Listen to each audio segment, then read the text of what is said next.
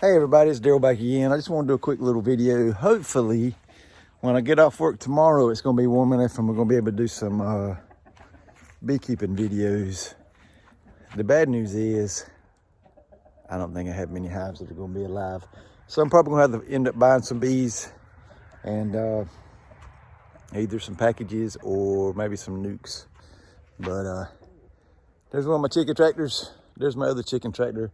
I ordered some tarps offline and they've been here for a little bit, but hopefully once we get these other chicks out of the brooder, which I will show you in a few minutes because they have really changed.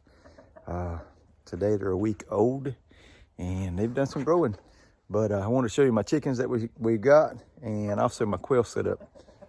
Something I've had for a little while but haven't been able to show y'all, but we're fixing to show them to you, so here we go.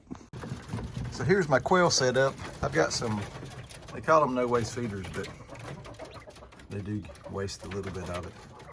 But here's my quail. I got to clean them out, the cages out yourself. But at one time I did have probably 40 quail, but now I thinned the herd down to about 20 or so. But here's all my little, what we got left. Now this one here, when I put them in one of the chicken tractors for today, let them eat grass. When I got her out, one of the dogs got a hold of her. We did have, let's see, I had 5 hens, but 2 of them died. I'm not 100% sure why, but that's my big old Rhode Island red rooster, and that's an Easter egger. I want to say rooster. I need to thin these out, but hope don't want to get rid of either one of these roosters, so I need to do something about that, I do believe. But like I said, hope don't want to get rid of them. Here's my chicken coop that I built. You can see the handle right there. That's a trailer jack. And then I got another trailer jack over here. And then across the back, I've got another trailer jack over there. And with my original design, I could put those trailer jacks down and I could actually pull it across the yard.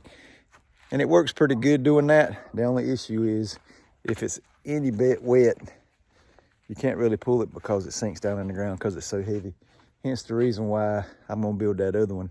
I haven't had a chance to work on it in the past 2 weeks. Matter of fact, I went over there yesterday and somebody had stole my grinder, my drop cord, and some other stuff across the road over there at my grandparents' house. So now I got to get another grinder to get started on it, but I took a wheel off of it yesterday. I'm gonna try to find me some rims and some used tires to go on it and actually bring it over here and put it at the cow shelter, and so I can work on it over there and I ain't got to worry about nobody messing with it. As far as the cow shelter goes, I've got all the 2x4s on the top of it, but we're gonna have to take one row off on the left-hand side so we can do my shelter I want to do off the left side. And hopefully we'll be able to do that this coming weekend because it's supposed to actually be pretty.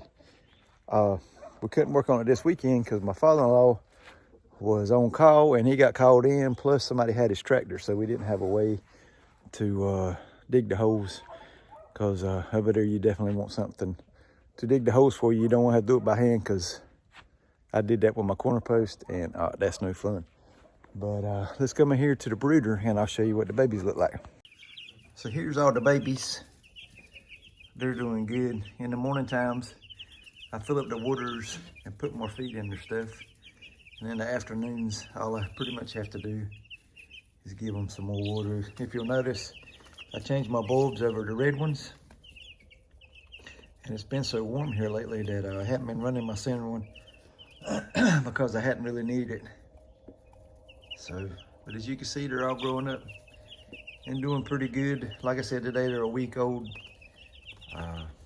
They've got 3 more weeks, 2 to 3 more weeks in here before they get ready to go into the chicken tractors.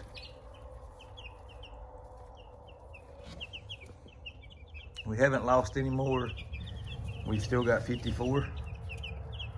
So I think we got 41 Cornish cross and the rest of them are barred rocks. And I ordered these from McMurray Hatchery.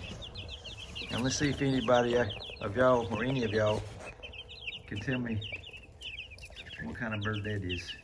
Because they always throw one extra one in of a mixed breed. But that's what he or she looks like. I'm not sure what that kind of chicken that is. So maybe one of y'all can tell me what you think. So that's an update on the chicks. Another thing we got, I got a guy that's in a community watch program with me, and I've got him ordering me some seed for my pasture over there. Hopefully we're gonna get around to trying to disc it up. The seed that I've got ordered is 25 pounds of Mohawk, which is a Bermuda grass. I got 100 pounds of Wrangler, which is another Bermuda grass. And then I've got 200 pounds of, I got the hiccups, I just eat, a Kentucky 42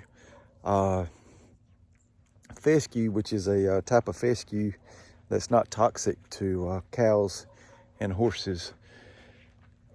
Back in the day, if you had horses and cows and they eat too much of fescue, from what I've been told, when the babies was born, the placenta would be too thick and they couldn't get out, so they would end up suffocating. We actually had that happen to a lady back behind where we used to keep my horses at. And she was gone. She said she sat with that horse for 3 days. So she went in the house to take a shower and get her something to eat. She said, Daryl, I wasn't even gone 30 minutes. And when she come back, the baby had been born and had suffocated and died. And she was upset. So we're doing that type of Kentucky fescue, so we ain't got to worry about that. And I'm also gonna put some clover out there, some white clover. Now, I talked to a lady today. I want to get some Gulf Coast sheep, which is the oldest breed of sheep there is in the United States. I want to say they came over on the Mayflower.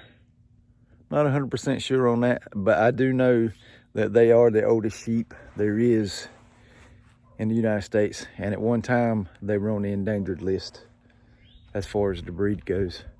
So I'm trying to work out a deal with her on getting some of those. She's in Salisbury.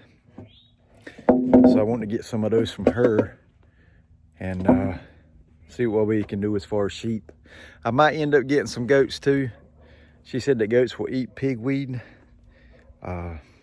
Of course, she said that pigweed in large doses is bad for goats, but they will eat it. You just don't want it to be, you know, their main diet. And that I also had to be careful with the clover, with the sheep and the goats, because it will make them bloat, which is the same thing with cows. That's the reason why I'm not really gonna put a whole lot of it out there. So that's an update on that. I think that's it. As you can see, we got beehives back here. I took all these off back late fall and just set them up like that to keep the wax moths and stuff out of them. I've got to go through and find out which ones got bees in them and which ones don't. Hopefully, if they did die out this winter, the comb and everything will still be good, and we'll be able to use that as far as packages and stuff. I've got to put the word out as far as swarms go. I'd a whole lot rather catch swarms than have to buy bees, but sometimes it's good to bring in some new bloodlines in the area. And I would like to ramp up my honey production, so bringing in some commercial bees probably wouldn't be a bad idea as far as the honey production goes. Because when I get my little farm started down here, I want to do a own farm store, and I want to be able to sell some honey and all that good stuff. So I think that's it for now. Like I said, tomorrow when I get off work, it should be around 68 degrees, and I'm gonna come home and try to pop out some beekeeping videos for y'all, because I know those are the most viewed things I got on my channel right now, other than my my mini pooler videos. But hope y'all doing good. Hope y'all's bees are doing good. Let me know in the comments below how your bees are doing. Like most, it's probably gonna be all over the board. But we're gonna try to get the garden going. I got to get some potatoes in the ground. I'm gonna try to do that probably next week. I gotta go get me some seed potatoes and all that good stuff. Hope's over there looking at me like a horse looking at a new gate. But anyway, I think that's it for the video. Like I said, I hope y'all doing good. We appreciate y'all and we love you, and we'll see y'all on the next one.